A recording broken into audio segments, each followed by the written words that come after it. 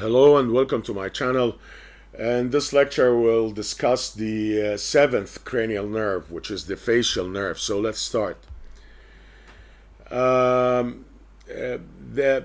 facial nerves, they carry different modalities, functional modalities. Means not only motor, but they carry parasympathetic and sensory impulses as well. The motor neurons are the abundant neurons, and they innervate muscles of facial expression, or you can say the muscles derived from the second pharyngeal arch. The parasympathetic preganglionic secretomotor axons supply the glands at the front, means the lacrimal gland, the submandibular and the sublingual glands. The minor salivary glands found in the oral cavity, in the mucosa of the nasal cavity, and the paranasal air sinuses and the nasopharynx. So remember, the glands at the front are supplied by the facial nerve, while at the side, as we studied before, which is the parotid gland, supplied by the glossopharyngeal nerve. It's important to remember this. Also, it carries special sensory processes that convey taste sensation via the Chordae Tympani branch from the anterior two-thirds of the tongue. The facial nerve arises from the lateral aspect of the brainstem at the junction of the pons and medulla. Means that it's in the cerebellopontine angle together with the vestibulocochlear nerve.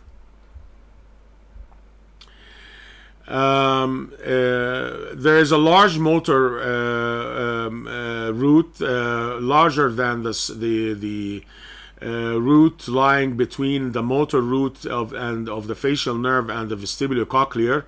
This small root is the nervus intermedius, and some texts consider it as a separate cranial nerve, the nervus intermedius. It joins the facial eventually and becomes part of the facial, but carries the parasympathetic supply and the special sensory supply to the tongue.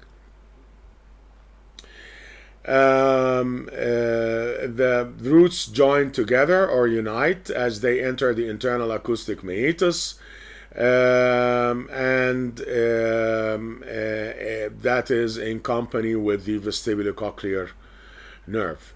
As you can see here, this is the cerebellopontine angle, and this is the facial nerve, the nervus intermedius, and the vestibulocochlear nerve together. See, facial, nervus intermedius, and the vestibulocochlear nerve. Now, the facial nerve traverses through the middle ear.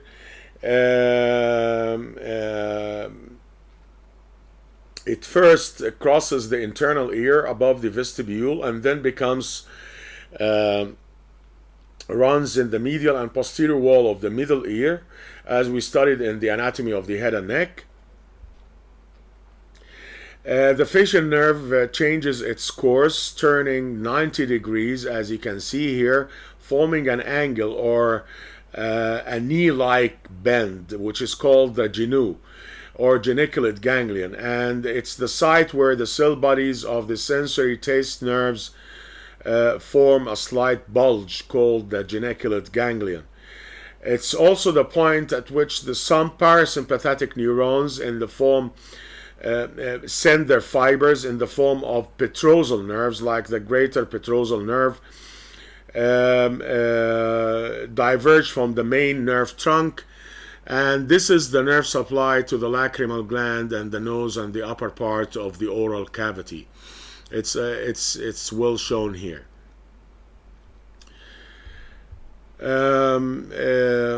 This is a diagram of the distribution of the facial nerve. These are the nuclei of the facial nerve: the motor nucleus, the superior salivatory nucleus, and the nucleus of tractus solitarius. The motor nucleus is responsible to supply the muscles of the face, or muscles derived from the second pharyngeal arch. Salivatory nucleus is the parasympathetic supply, and the solitarius is the one responsible for taste sensation. So if you trace the fibers coming out of the nucleus or tractus solitarius, see after the cell bodies in the geniculate ganglion, and the fibers go to the anterior 2/3 of the tongue. After joining the lingual nerve, of course, the nervus intermedius, as studied before, joins the lingual nerve. Fibers coming from the superior salivatory nuclei. These are the secretomotor fibers for the glands. So as you can see here, distributed to the lacrimal gland, and the rest of the glands, as you can see here, the submandibular and the sublingual gland. The motor nucleus sends its fibers and forms the major part of the facial nerve. It supplies first the stapedius in the middle ear, and then continues and spreads to the muscles of facial expression, after dividing into 5 main terminal branches into the parotid gland. The main nerve descends through the middle ear. The remaining parasympathetic nerves and the sensory taste components branch off to form a separate nerve, which is called the Chordae Tympani. As mentioned before, this is the Chordae Tympani in the middle ear. This is the right middle ear, shown from the medial aspect. This is the medial aspect of the tympanic membrane. See how the Chordae Tympani nerve branches off the facial nerve and crosses the malleus, and then goes out from the petrotympanic fissure, after which it emerges from the skull into the infratemporal fossa, where it joins the lingual nerve, which is a branch of the mandibular nerve. As mentioned before, the Chordae Tympani supplies taste buds in the anterior tongue and parasympathetic innervation to the major and minor salivary glands in the floor of the mouth. It joins the lingual branch of the mandibular and of the trigeminal nerve close to its emergence from the skull. The mandibular nerve, as you all know, emerges from the foramen ovale of the skull. Now, the main nerve, which is the motor component, divides inside the substance of the parotid gland. As you can see here, the parotid gland is removed into temporal, zygomatic, buccal, labial, and mandibular branches to cover the muscles of facial expressions. But do not forget, there is another motor branch which is not shown here. It was given off in the middle ear. That is the branch to the stapedius muscle. Don't you forget that. Facial nerve nuclei. There are sensory nucleus, parasympathetic nuclei, and motor nucleus, arranged from lateral to medial on each side of the brainstem. The nucleus of tractus solitarius, or the gustatory nuclei, the central processes of the taste neurons leave the geniculate ganglion through the nervus intermedius, and they run in the tractus solitarius and synapse in the upper part of the nucleus of tractus solitarius, which receives taste input.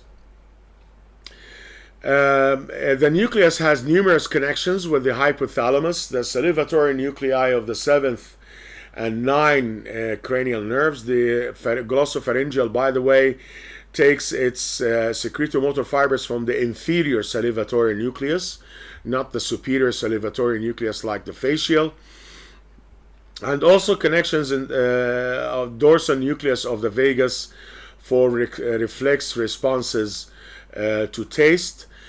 Now, the thalamic projection, eventually we said that sensations will synapse in the thalamus. Thalamic projection neurons of the head and neck, they all go to the ventroposteromedial nucleus of the thalamus, from which tertiary neurons pass to the taste area in the lower part of the post-central gyrus, which is responsible for sensations coming from the head. The motor nuclei of the facial nerve. The motor neurons begin in the motor nucleus of the facial, and it forms the major part of the nerve. Actually, this is the motor nucleus of the facial.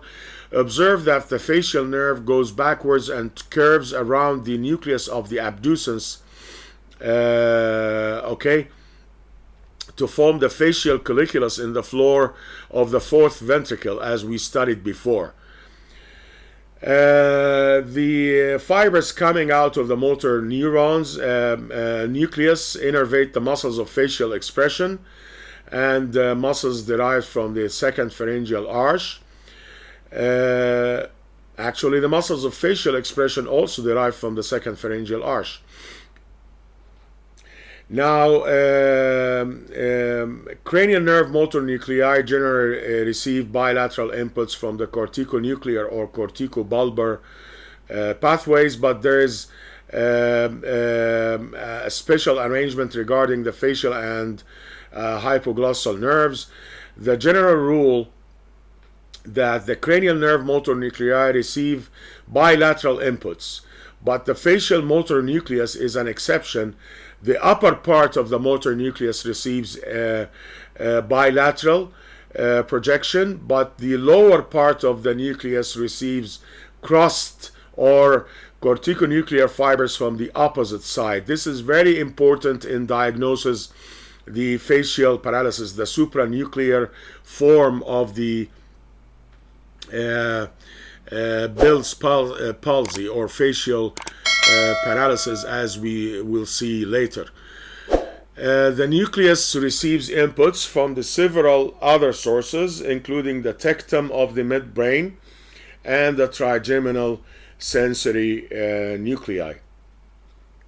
So remember, the motor nuclei of the facial nerves are unique in the fact that the upper part receives bilateral corticonuclear projection, while the lower part receives corticonuclear fibers from the contralateral side, from the opposite side. The salivatory nuclei, the ones you see here, mentioned before, it supplies the glands at the front of the face and carries the glands at the front of the face, including the lacrimal, the submandibular, sublingual, and the minor glands in the nose and the oral cavity. Their axons leave in the sensory root of the nerve. Axons destined to the lacrimal gland and the glands of the nasal cavity, nasopharynx, paranasal air sinuses, the oral surface of the palate, upper lip, and upper part of cheek travel in the greater petrosal nerve. We studied this in the anatomy of the head and neck, so please refer to the head and neck lectures. Greater petrosal nerve of the facial nerve and synapse in the pterygopalatine ganglia to be redistributed the postganglionic fibers with the branches of the maxillary. Postganglionic neurons distributed to their target tissues with branches of the maxillary trigeminal nerve. Neurons innervating the submandibular and sublingual glands, they are carried through the Chordae Tympani. They join the lingual nerve. And the superior salivatory nucleus receives inputs from the nucleus of Tractus solitarius, the trigeminal sensory nuclei, the olfactory system, and the hypothalamus. So they are all connected. And the part of the nucleus that supplies the lacrimal gland sometimes referred to as the lacrimal nucleus, receives input from the trigeminal spinal nucleus for the reflex production of tears in response to corneal and conjunctival stimulation. Now we'll talk about facial nerve damage. Of course, damage to the corticonuclear fibers, this is called upper motor neuron lesion or supranuclear nuclear lesion, and damage to the fibers of the facial nerve. These are called the lower motor neuron lesion, and you all know that upper motor neuron lesion is characterized by spastic paralysis, while lower motor neuron lesion characterized by flaccid paralysis. The most obvious sign of damage to the facial nerve is facial paralysis, of course, or palsy.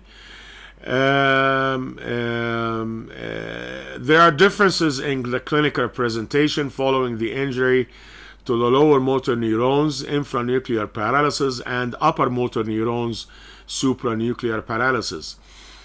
Of course, the differences, the major difference is the spastic and flaccid paralysis in both sides, in both types, I mean. Here's a case of facial palsy. Now, if you look at the face of this patient, what do you think the side affected? Actually, it's not this side. It's not this side. It's this side. This side is the active side, is the unaffected side. That's why its muscles pulls the structures of the face towards it. Okay, understand this, please. We said that the facial nerve carries motor branches of the nerve. The facial canal carries motor branches of the nerve. The facial canal in the middle ear, and to the stylomastoid foramen, where it exits from the skull, then enters the parotid gland. If the nerve is compressed in the lower part of the canal, the patient suffers complete flaccid paralysis of all the muscles on the side of the face supplied by the damaged facial nerve, termed Bell's palsy. And you know what? There is a common form of damage to the facial nerve while exiting from the stylomastoid foramen in difficult labors. When using the forceps, for example, to extract the fetus, if the forceps was applied in a faulty manner, the edges of the forceps will crush the the nerve, because the facial nerve, while exiting from the stylomastoid foramen in the baby, in the fetus, it's rather superficial. It's not covered by the mastoid process as in adults. That's why it's liable to injury when faulty application of the forceps is performed.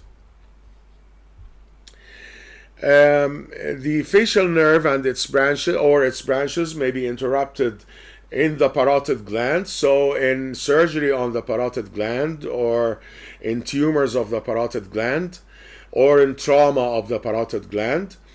Also, temporary ipsilateral facial paralysis may occur if local anesthetic solution is accidentally introduced into the parotid gland when attempting to give an inferior alveolar block. So be careful when applying an anesthetic not to damage the branches of the facial nerve inside the parotid. Now, deep damage of the facial nerve. A lower motor neuron lesion may occur at any point along the peripheral course of the facial nerve. If the lesion is close to the CNS, the majority of branches will be affected. As you go more proximal, so more fibers will be affected. More distal lesion will spare the proximal branches, like for example, if the nerve is damaged in the parotid gland, the branch to stapedius muscle will be spared, so the patient will not suffer hyperacusis. But if before giving off the branch to the stapedius, also the stapedius will be affected. If the facial nerve affected in the middle ear infection, like otitis media, as it passes through the middle ear, the branches arising in the middle ear will also affected, like the Chordae Tympani will also be involved, resulting in ipsilateral loss or impairment also of taste in the anterior 2/3 of the tongue. All functions of the nerve are lost if the facial nerve is affected proximal to the geniculate ganglion, as mentioned before. So the more proximal to the CNS, the more fibers affected. In addition to facial paralysis and loss of taste, the nerve supply to the stapedius muscle will be affected. Now, a hint about the stapedius muscle. It arises in the middle ear, from the pyramid in the posterior wall of the middle ear, and inserts in the stapes. And the function of the stapedius muscle is to dump high frequencies to protect the inner ear from high frequency sounds with loud noises. If the stapedius is paralyzed, the patient suffers from hyperacuity of sounds,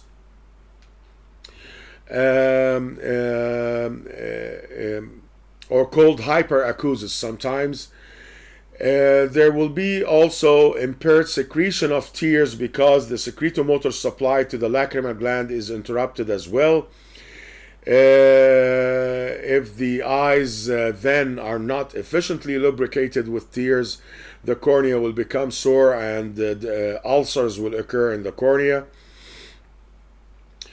One cause of damage to the facial nerve in this part of its course is an acoustic neurofibroma, a benign tumor of the vestibulocochlear nerve in the internal acoustic meatus. Supranuclear facial palsy. The most frequent cause of upper motor neuron lesion affecting the cranial nerves is the interruption of corticonuclear pathways, and this happens in cerebrovascular accidents, what known as strokes, due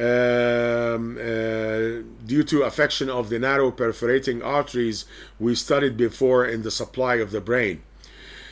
Now, the corticonuclear tract damage results in paresis of the affected muscles because of the bilateral innervation of cranial nerve motor nuclei. But in the case of the facial nerve, the lower part of the facial motor nucleus and the hypoglossal nucleus have different distribution. They receive only from the contralateral corticonuclear fibers, as we said before. The upper part of the facial nucleus receives bilateral projection corticonuclear fibers. The lower part receives only from the contralateral corticonuclear fibers. If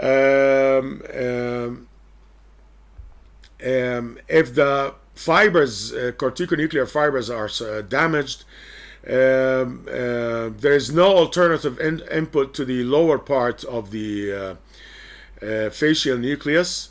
The muscles of facial expression in the forehead and around the eye will still partially be innervated because they receive bilateral projection corticonuclear fibers, while the muscles in the lower part of the face will show marked paralysis on the contralateral side to the lesion, usually showing as drooping of the corner of the mouth and puffing of the cheek. There will be drooping of saliva from the corner of the mouth because the buccinator muscle is not working. The patient cannot blow his cheeks or whistle, for example. And spastic paralysis of the muscles of the lower part of the face, together with weakness in the tongue on the opposite side to the lesion, is consequently a frequent clinical feature in strokes. I hope you got the maximum benefit from this lecture, and thank you very much for watching.